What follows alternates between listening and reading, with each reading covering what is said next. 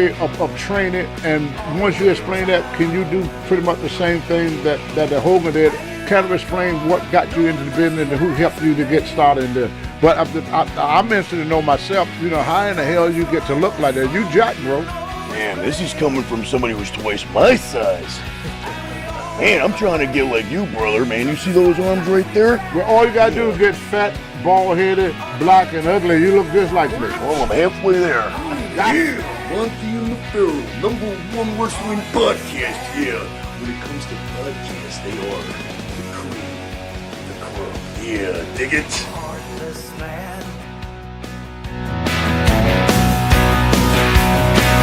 We don't need him around.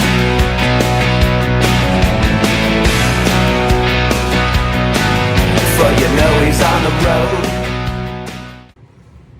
Yeah, Don't adjust your set. Yeah, or your computer or your phone. Yeah, whatever device you're watching on right now. Yeah, I may not look much like the Motch that you know, but if you go back and you watch some footage, yeah, if you call yourself a real Macho Man fan, then you got this right here.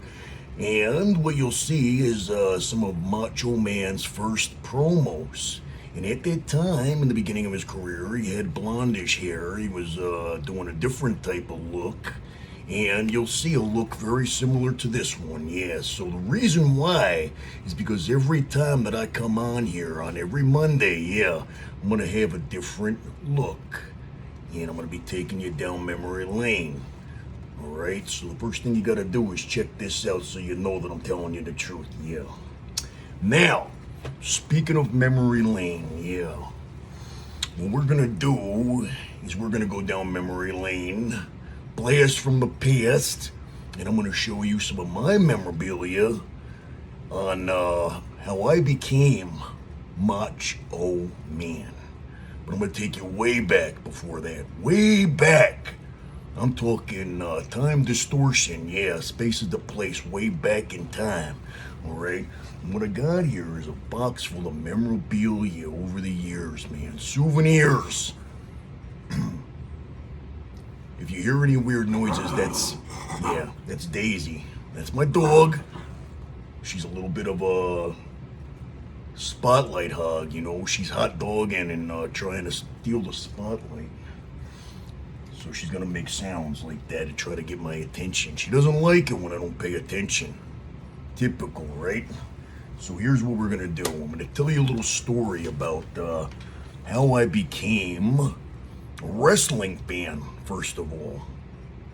And that happened back in 1985. Yeah, 1985. And what happened was I got a glimpse of wrestling for the first time.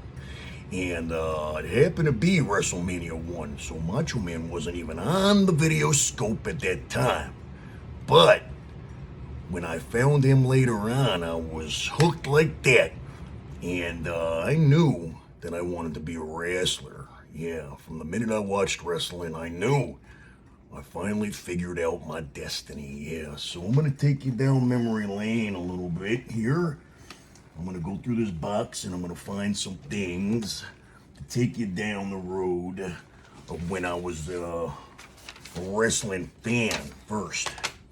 I'm going to be going through this stuff, so bear with me because some of this stuff is a little bit later on for the next episode. Don't worry, I got it all planned out, man. But this stuff here is, there's a lot of stuff here that goes way back. All right, here we go. Here's a good start here. All right, this is deep stuff, guys. I'm going to show you. When I was a kid, all I could think about was being a wrestler. So, I got here some drawings that I drew up. You're going to like this stuff, man. Yeah. I don't know if you can see all that here. Wait a minute. Check that out. That's a drawing of me. I pictured myself as a wrestler. And I would draw up these concepts of what kind of tights I would have. And, you know, complete with mullet. And you could see a little bit of Macho Man in there with the with the wristbands and the funky tights, right? Those were gonna be my colors. The black, it's kind of like a mixture of Bret Hart there. I had my favorites and I wanted to combine all of them. So the black and pink was like my thing. And here's a picture. Wasn't a bad artist, honestly, but because all I could think about was wrestling 24/7. And here's a picture of 4 of my favorite wrestlers at the time. And Motch isn't on there for whatever reason, I don't know, but we got Hulk Hogan, Brutus Beefcake, The Ultimate Warrior, Bret Hart. And, you know, these were drawn, you know, 11, 12 years old or something like that. Just to show you guys. Here's another concept of myself here with trunks. Black and pink, lightning bolts on the side.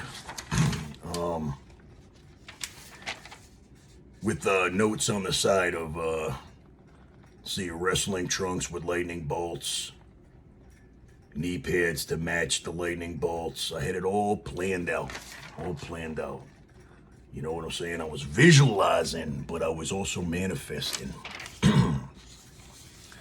Here it is. Here's another concept of, you see some of the rockers look in that one there, in the top one. And then the bottom one was like, I was even thinking about what will my wrestling persona wear outside the ring. So I had it all planned out with the Zumba pants and the jacket to match and a pink weightlifting belt. You got to remember this was like the 80s, you know what I mean? So I was rocking that style. But I had it all planned out in my head. Here's some more. There I am. See, I had that vision in my head, man. This one was with like the little bit of the biker short type of things, which not a lot of people wore back then. But that's me, or at least I thought that was gonna be me. I never really did that particular look. Wow, there's a lot of these, man. I really spent a lot of time thinking about this stuff. Oh, here's another one. You know, again, the same idea, lightning bolts and black and pink, man, that was my deal. And then different color schemes. Here it is with white and then the black and pink. And you could see it was very similar to Macho Man, you know, the stuff that he would wear outside the ring when he would have the tights and the cowboy boots and the, you know, the weightlifting belt and everything. So I was getting these ideas. Here's another one. Same type of deal, different color scheme. A whole pink suit. But it was always pink, black, and white. So that was the deal there with, you know, I had the pink gloves, the white belt.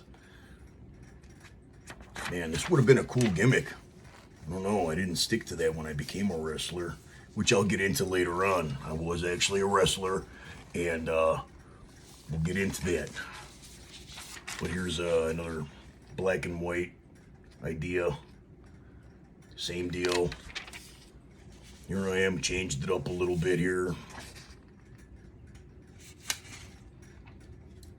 And then it's kind of got like an Owen Hart type of deal to it.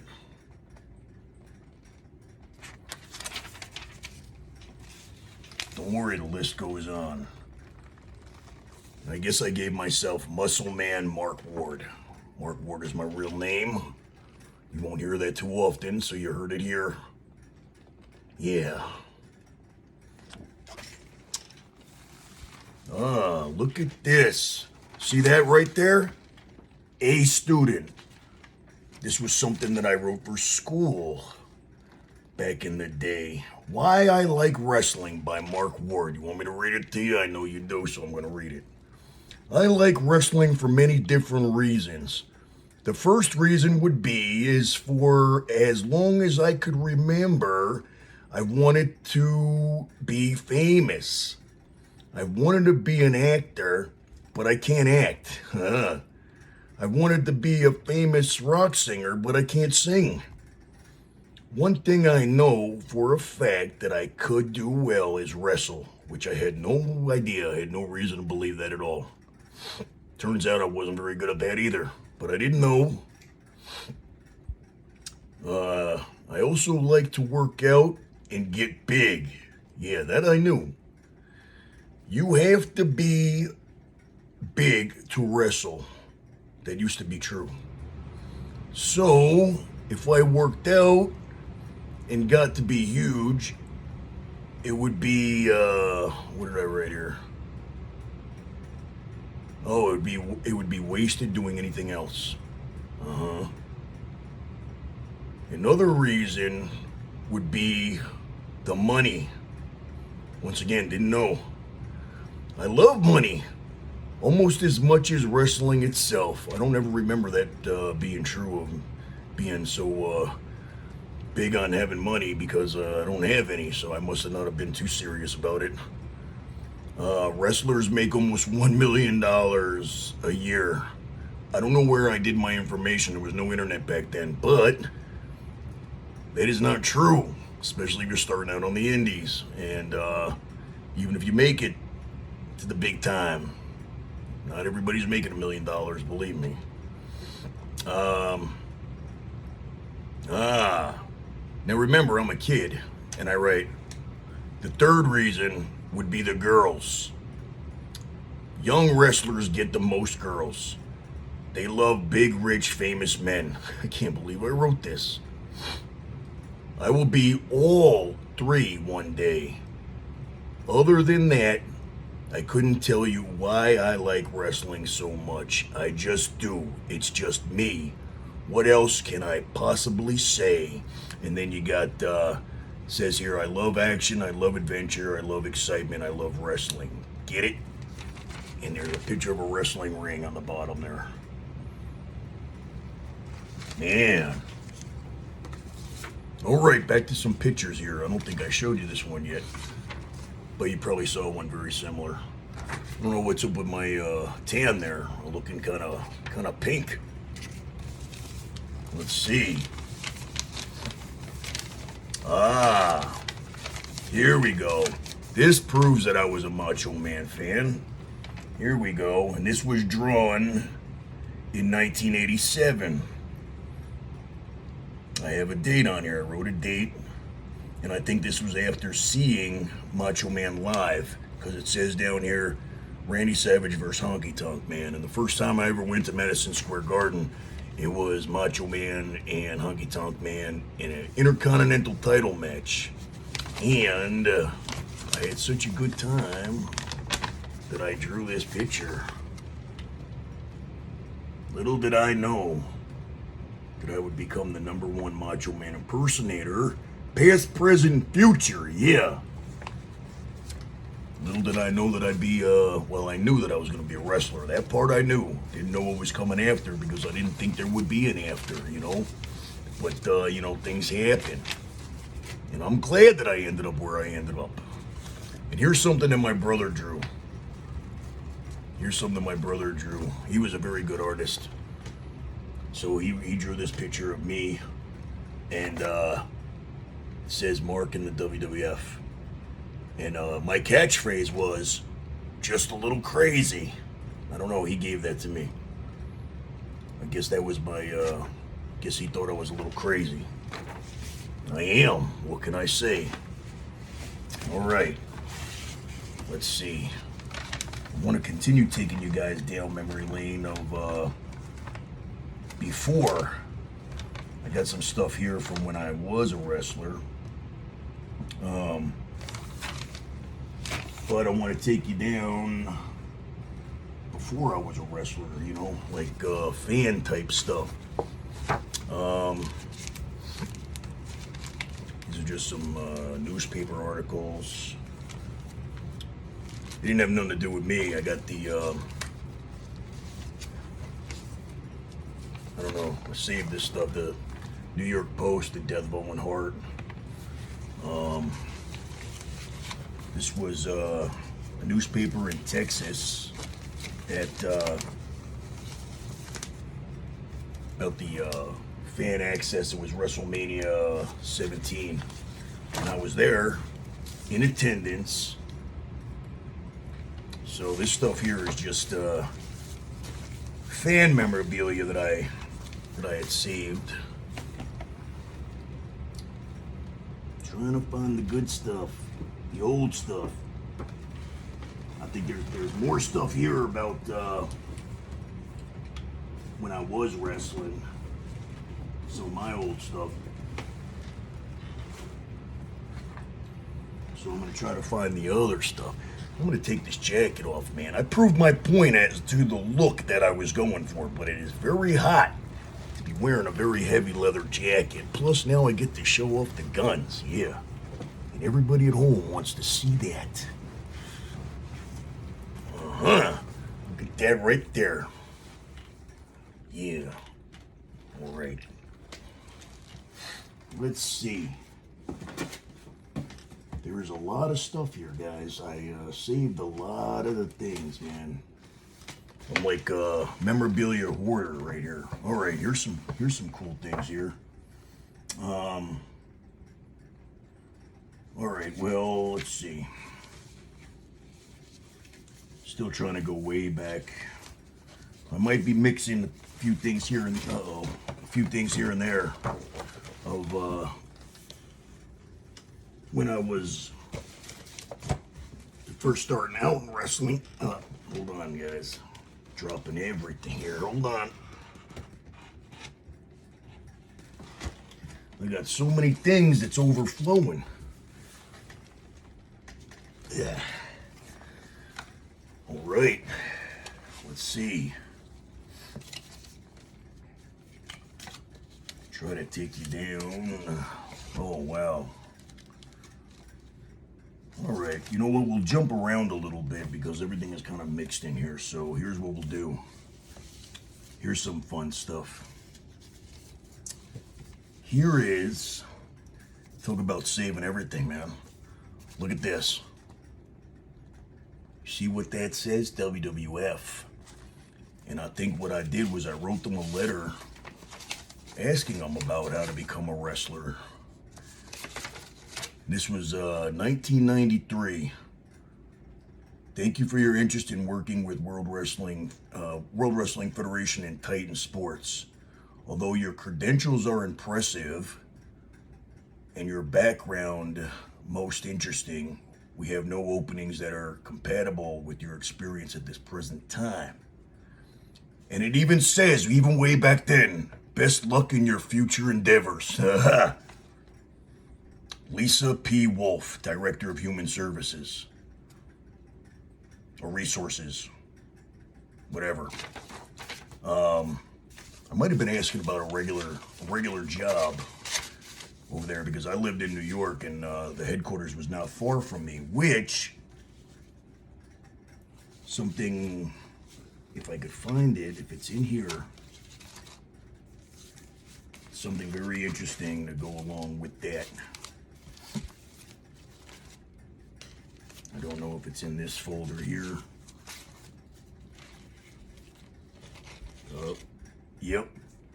You see this? 1241. This is a pass for WWE headquarters because I actually did work there for a short time. Very short time, like it says right there. Temporary. It was very temporary. It was for a week.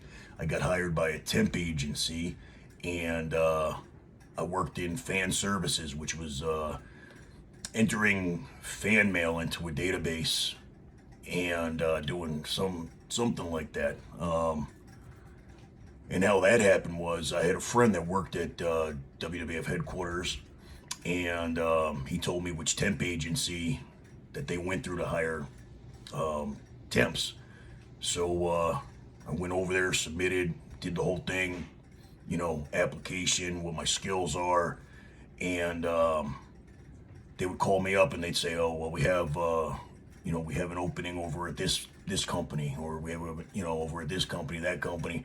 So finally they said we got something over at World Wrestling Federation, and I went, all right, well, had to make it seem like I wasn't that into it, you know what I mean? But I had the plan, And the plan worked because I got my foot in the door and I actually worked at WWE headquarters and had my own little desk. I believe I was on the second floor, and Vince's office was on the fourth floor. And of course, one day I went up to the fourth floor and took a little stroll past his office. Yeah. And that's just one of the attempts, man. This was when I was already wrestling, and I was trying to get in, literally get my foot in the door, and that's how I did it. Didn't work. It was one of my attempts. Here is here's some fun stuff here. A little pay stub that I got paid. There's a few of them in here. And here's a copy of the check, actually, that I did extra work for WWE doing, wonder when okay, this was actually WrestleMania. Which WrestleMania was it in 2007? Don't know, but it was in, where was it? Detroit, I believe, right? Well, anyway, I was living in Kentucky at the time, and Mike Bucci, who was the head of talent relations at the time, brought a lot of the OVW guys in for extra work whenever they had it in the area. So I was brought in for WrestleMania, and I was one of the Undertaker's druids, and Melina, one of the photographers.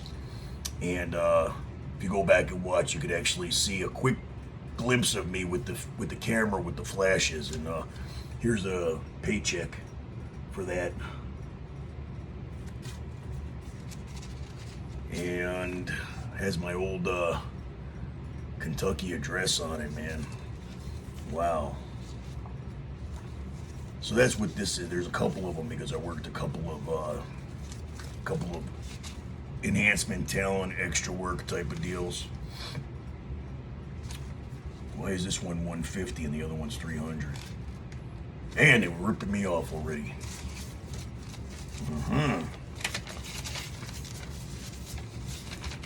So like I said, we're gonna bounce around a little bit because, and I'll get into the story of how I became a wrestler and everything. Maybe I'll save that for episode number 2. Now that you guys know that I was a wrestler, I'm going to take you down memory lane of how that all happened. But right now, since I have this stuff out in front of me, we got my Kentucky wrestling license. And actually there's 2 of them, because you have to get them like every year. And here's a bunch of New York State from the Athletic Commission, my wrestling license here. Check it out. You had to get one of these, and I was wrestling in New York a very long time, so there they all are. My oh my, how I've changed over the years. Here, I'll just show you. Where's the oldest one? I'll show you the oldest one. There's 98, 99, 2000, 2001, 2002. So I guess this one is the oldest one from 1998. Look at that guy. That's right. That's me. Would have never known I was going to turn out so pretty. Yeah, dig it. Yeah.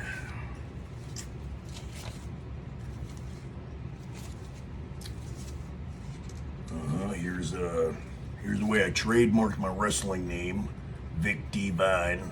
Trademarked it the old school way, where you send a certified letter to yourself. And nobody ever tried stealing my name, which is good.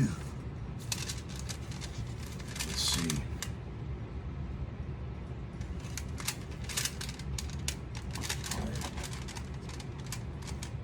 I don't know what this stuff is.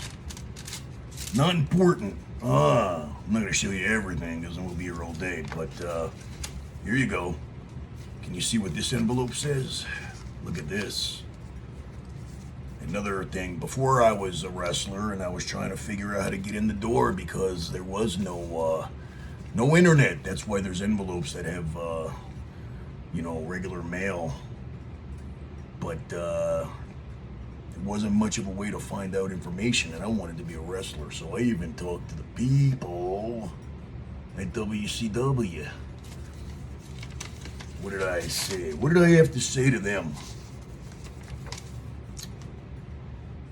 Call for appointment for reservation to our next tryout session, which I don't think I ever went to. What year was this? Oh, I dropped the ball on that one. Send a certified check to World Championship Wrestling,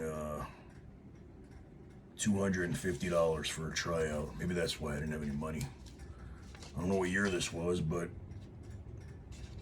I guess I was already wrestling and I was trying to figure out. Wow, I didn't even fill out the waiver. What's wrong with me? WCW tryout camp. Wow.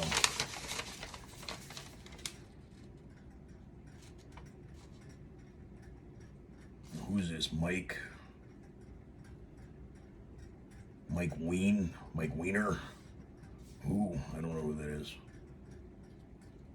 That's pretty cool, man. Some of this stuff I haven't seen in so long that I kind of forgot about. So I'm going down memory lane with you. ECW, School of Pro Wrestling, House of Hardcore,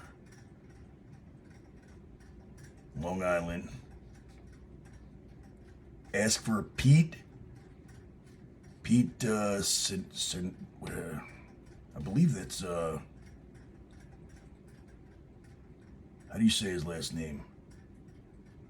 Sinerka, I can't read it, but I think that's Taz, if I'm not mistaken. Tell him Tommy Dreamer, friend of Scott from The Wiz, recommended you look into this school. So this was given to me by somebody, but I never went to that school. I don't know what the hell was wrong with me. I was finding out information. Eventually I did start training. And I'll tell you guys in the next episode how that happened.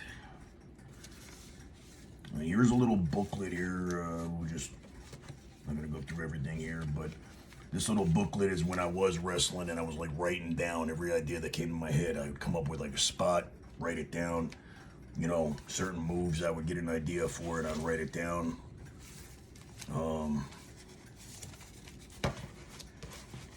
Everything was wrestling, man. Everything. And you know what? If you want to be a wrestler, that's the way that your mind has to be. Because if you don't want it that bad, like as bad as I was wanting it,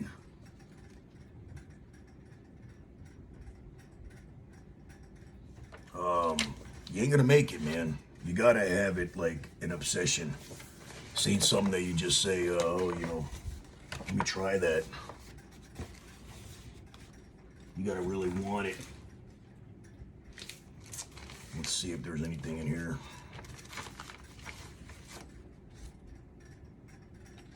No, this is like, I'm not gonna show you like, here's a Tommy Dreamer autograph. Oh, my brother got it for me because my brother was working at this place and he came in there because Tommy Dreamer was from the same town, just about. And I'd run into him everywhere. But before I met him, my brother met him and got his autograph. So that's what this is. There's some autographs and stuff in there. I think a lot of this stuff might be more of my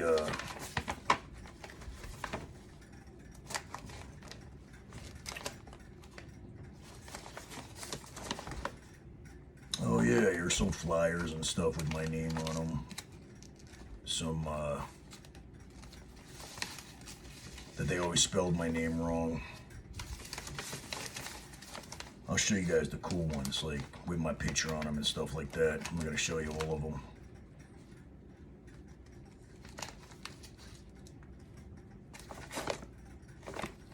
Just looking through.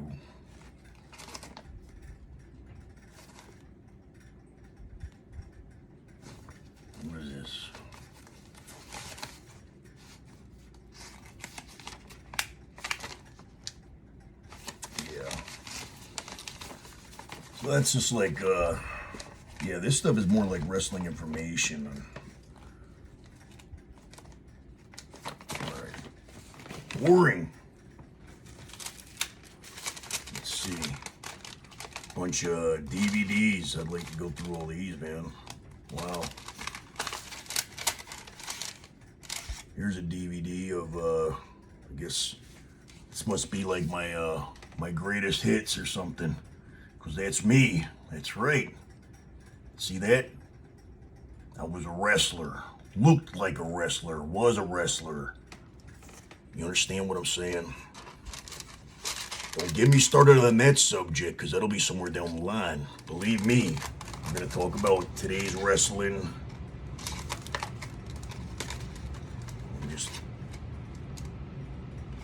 Yeah, there's some DVDs here, man. Wow.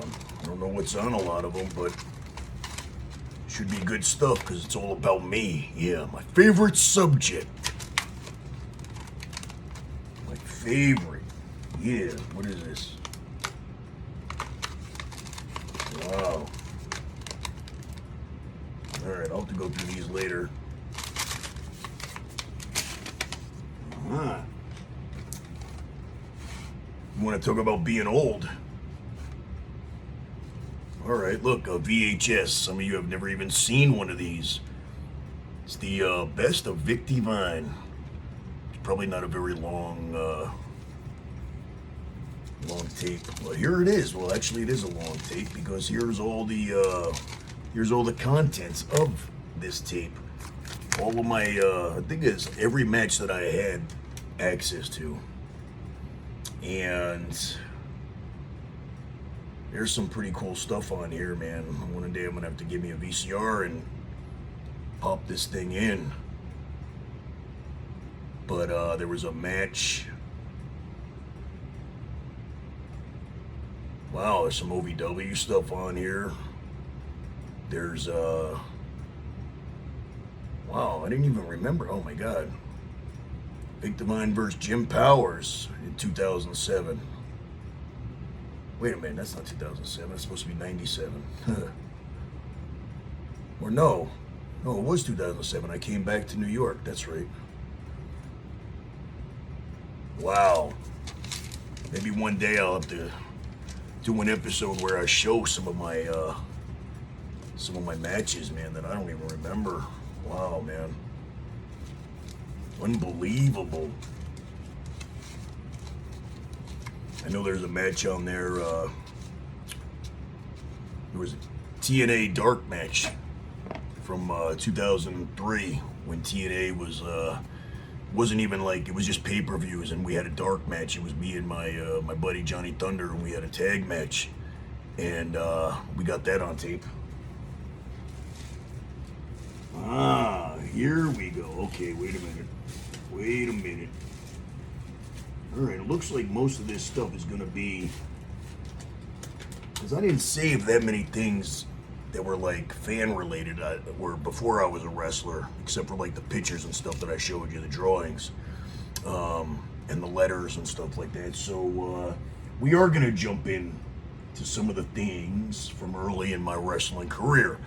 Before I go there, I'm going to give you a quick rundown of how that all happened, okay? So, being that I wanted to be a wrestler, and I knew that ever since I was about 11 years old, fast forward about 10 years, and I'm working in a gym. And I had just gotten hired, and my boss was kind of talking to me to find out a little bit about me, you know, just making small talk. And he says, so what do you want to be when you grow up? What do you want to do? And now, I never told anybody, man. I kept it to myself, you know. I didn't want to say nothing until I knew that it was really possible. And but at that time, I had already started working out and getting big, and so I felt a little bit more confident that people would take me serious. So I told a few people, and for whatever reason, he was one of the people that I told, and there wasn't many. I don't even think my parents knew at the time. And I told him, I said, yeah, I want to be a professional wrestler.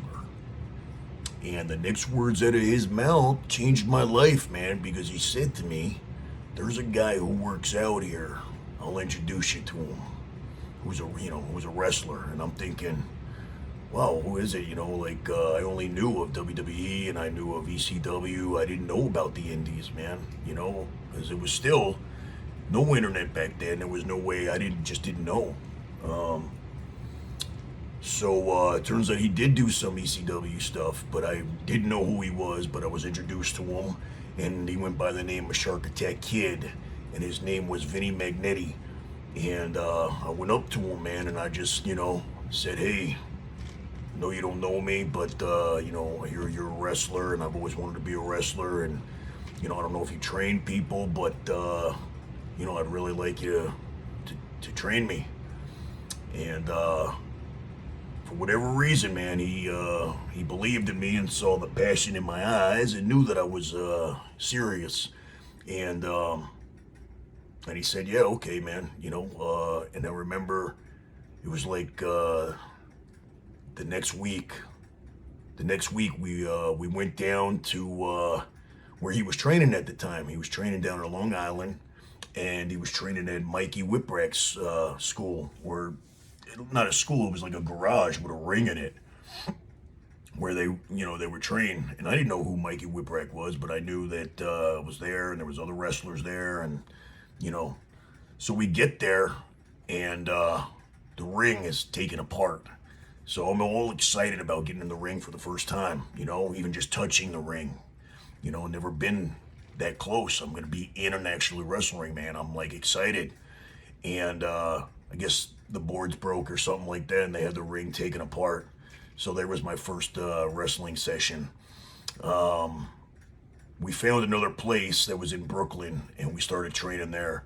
And the rest is history, man. He started training me, and we were there twice a week, every week, every Tuesday and Thursday, learning how to bump, learning how to lock up, learning how to do everything, the beginner stuff. And a year later, I had my first match, which was the Drizzling Shits. But what do you expect? But now that I gave you the rundown, I see some things here. Like I said, I save everything. I'm going to show you guys things that you probably never see people save. But what I have here, these are the socks that I wore in my first match. And they were the old school scrunchy socks that a lot of the bodybuilders wore those with their Zuba pants. And but I wore these because I had boots that were low. I didn't know where to get wrestling boots. I wore boxing boots with these scrunched down, so they made the boots look higher. It made my came up to where my calves start, so that my legs didn't look scrawny. And hey, just by the way, look at the bag. Talk about saving everything. Had to save that. That right there is real memorabilia. The place isn't there anymore. But well, what do we got in here? I'm not gonna go through everything, but we got my first pair of tights, what I wore. And they weren't real wrestling tights. They were actually, I'll just show you these are them. I got other tights and everything, and they're all in here, but this is what I wore my first match, my first few matches. And these were actually long pants. But you buy these at the bodybuilding store type of deal, and I had them cut into the biker shorts because I had pretty impressive legs, and cut and sewn so they look like wrestling tights. And as you can see, there's a little they're worn a little bit because I got a hole in the butt. Wow, these are going back 1998, my first match. So I didn't have real wrestling gear because I didn't really know where to get it, but I still looked professional. I wasn't out there in a pair of gym shorts and a t-shirt, you know what I mean? And then there's other tights in here that I got over the years as I found out where to get stuff and everything. And These are the last pairs of tights that I wore. I got trunks made. This was at the end of my career, so those were my first ones, and these are my last ones here. But see the lightning bolts, man. I went back to my old original drawing plan. I don't know, I had a thing for lightning bolts, and oddly enough, well, these aren't lightning bolts. This is another pair of tights that I had back in the day. Blue was my color too. I changed it from pink to royal blue, but this had flames on the side there, and pretty generic wrestling shorts. So, hope you guys are enjoying Memory Lane. I'm having a good time showing this stuff to you, man. Let's see what else we got. Oh, that's just more tights and stuff, man. Yeah, I had a few different looks. Ah, I like this. All right. Now, Vic Divine never had an action figure, but there were fans out there that would make figures to look like their favorite indie wrestlers by buying one that looks similar and then changing it up. And this right here, I love this thing. That is me as a figure, and I believe that was either a Stone Cold or a Goldberg. But he painted my tights. Those were the tights that I had at the time. You can see by the picture. And I love this thing, man. It's kind of like that's what it would have looked like if I made it. If I actually got a figure. That's pretty cool, man. I'll never get rid of that thing. That thing is like, it's one of the coolest things that, and a fan made that for me, man. And I was like, oh my God, like, let's see, what do we got?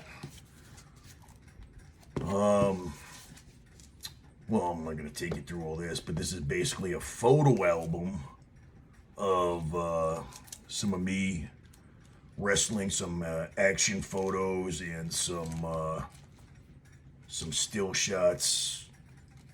Yeah, I'll just show you. I'll show you what Vic Divine used to look like. I got to get back into that kind of shape. A few years have gone by since then. But this is the kind of stuff that it's priceless. You know what I mean? Oh, wait a minute. Okay, I skipped some. Okay, this whole thing over here. Hold on. Wait, let me see. There's a box that says my wrestling stuff. See, I don't even know what's in it, guys. I don't even know. Ah. Oh, okay, I know what this is. There's some shirts, some prototypes here. Let's see. Here we go. So Fine Vic Divine. That's what I looked like when I first started wrestling, when I had hair. And then years later, another shirt was made. And these were made by, I think the first one my dad made playing around on the computer. And then my friend Sarah made these ones here. Vic Divine. I don't want to unfold them, because then I'll have to fold them back again. And they're like folded perfectly for this box here. Let's see. Actually, yeah, this is all just stuff from, oh wow, look at this, okay. My first OVW shirt when I was wrestling down there, old school OVW shirt. These are things, man, that are like priceless, you know what I mean? Here's a, oh, I got like Tough Enough shirts and stuff like that. They're in a folder there. I'm not gonna take you through everything. I don't want to bore you. But I tried out for Tough Enough number 1, 2, and 3, I believe. And then it started to get where you had to like send in a tape, and it wasn't even like a live audition, and it was, you know, But I went to the first one in New York because that's where I was living. And then the second one was actually here in Vegas where I live now. But I had never been here before. That was the first time that I ever came to Vegas, and I did the tryout. And there were some familiar faces at that one, like the Boogeyman, John Morrison. Who else was there? A few others that didn't go on. I think the Miz, or he might have been. Yeah, that might have been number 2, or no, that was 3, I think. But anyway, one thing about Tough Enough is if you got chosen as the winner of Tough Enough, you didn't have a career. If you didn't get chosen, they ended up signing you and keeping it quiet. That's the way that worked.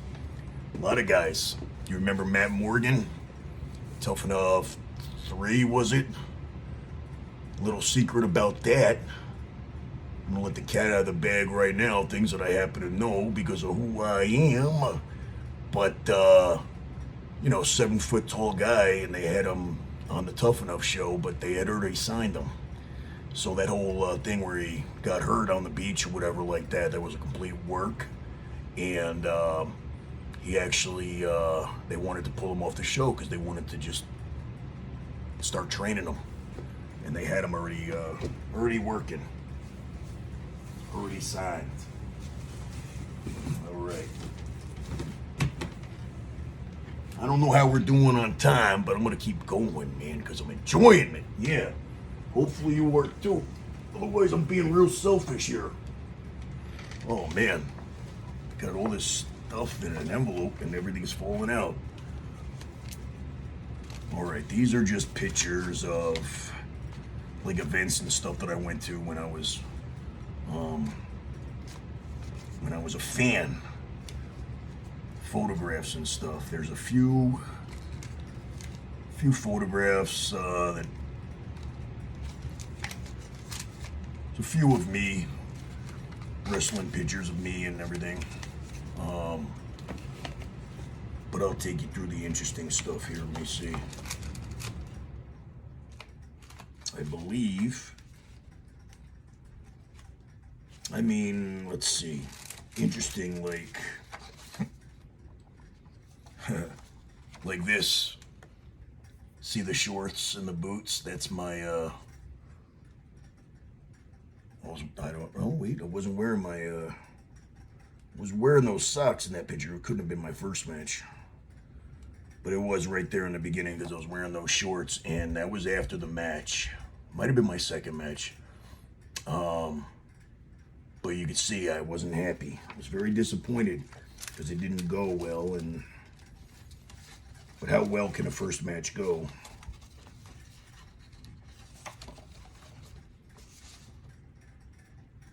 All right, here we go. I think that this one's very hard to see. But I believe that was, maybe that was my first match. And I guess that one went okay, or at least I acted like it went okay at the end. But that was me. That was me with my big afro. And yeah, nothing else interesting, but first match pictures are always interesting. Okay, yeah, these are just same old stuff.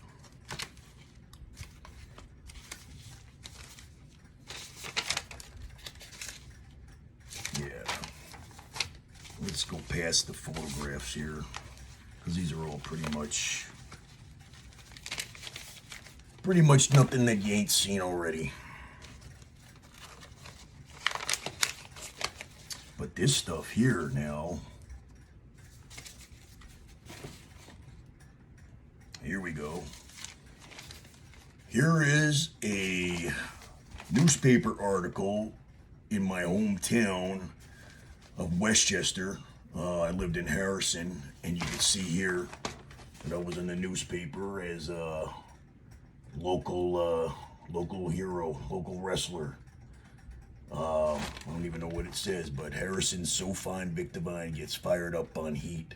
Oh, that was when I did Sunday Night Heat. And And I guess I happen to know the guy who was writing for this, and he wanted to do a little story on me, so there I am.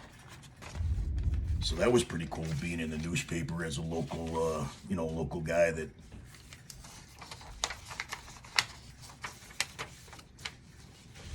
That's pretty cool. Ah, look at this. Look at this. This is one of the. I was just talking about this match with Crowbar. See that? Crowbar versus Vic Divine, special ref Mick Foley. What do you think about that? And I just ran into Crowbar over the weekend, last weekend, in Pennsylvania, doing a thing. And speaking of Crowbar, if you tune into AEW on Wednesday, you will see Crowbar wrestling. And just to give you an idea of how long ago this was in 2005. And he's still going. And when you see that match, you'll see that he really is timeless, because he is unbelievable, man. He has not slowed down, and he looks in great shape, and it's unbelievable how some people really are timeless. Here's just another wrestling. I'm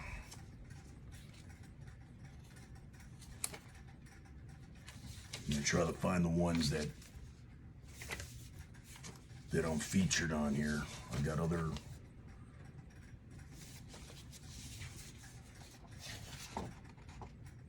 Well, there's no picture, but I'm on this poster here. It just says my name. Let's see.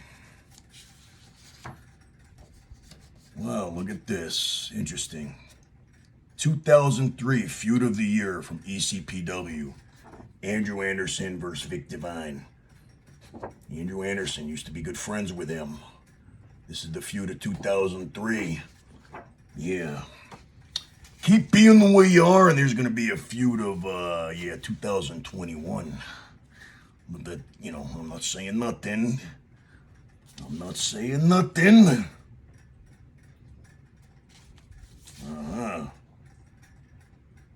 Wow. Here I am. This is a local show. This is going back, doesn't say what year, but here, the main event, Sabu. And I must have met him way back when, but I actually just met him and got to know him, and my flight was with him he lives out here now, and cool dude. I actually got to talk to him and know him, and I was always kind of afraid to, because he scared the hell out of me, and I told him that too. But here we got another newspaper article of a local show in Westchester. I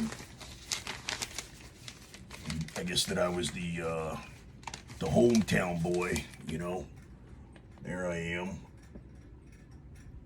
And you got Tommy Dreamer on there, because he was actually the hometown boy too, because this was in Yonkers.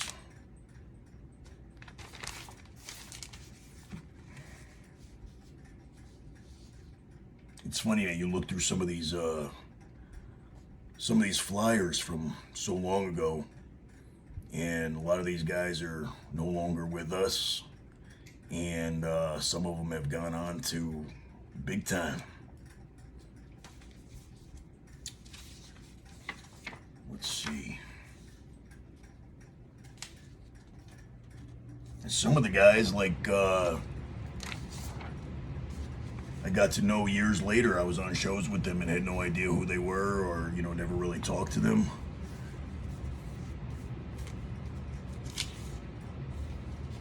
Here's a flyer. There's me right there.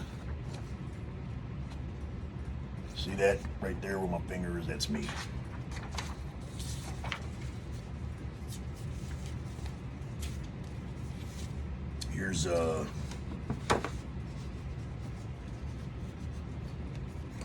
believe this was the year 1999 or 2000. My name is on here, but the big deal was that Bret Hart was doing a autograph signing there. So I got to meet Bret Hart there. And that was pretty cool.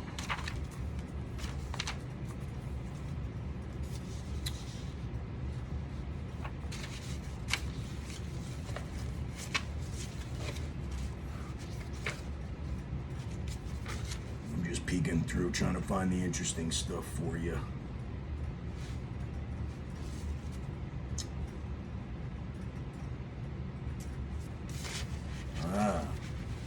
Here's something. Remember these posters? These old-time posters, man? Look at that. Who do we got? This is 2003. And we got Tony Atlas versus So Fine Vic Divine. I just saw Tony Atlas when I was actually on the Monty and the Pharaoh show, and I told him that me and him have wrestled a few times, and there's the proof right there. I don't know what promotion this was, but I know there were other times, not just this one time. Man, some names on here.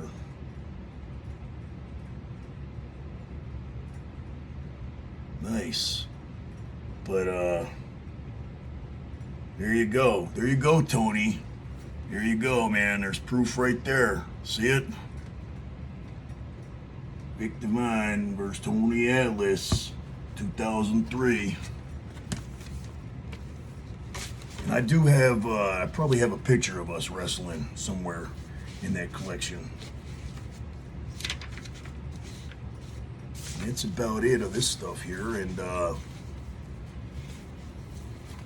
so I believe that's really all I got to show without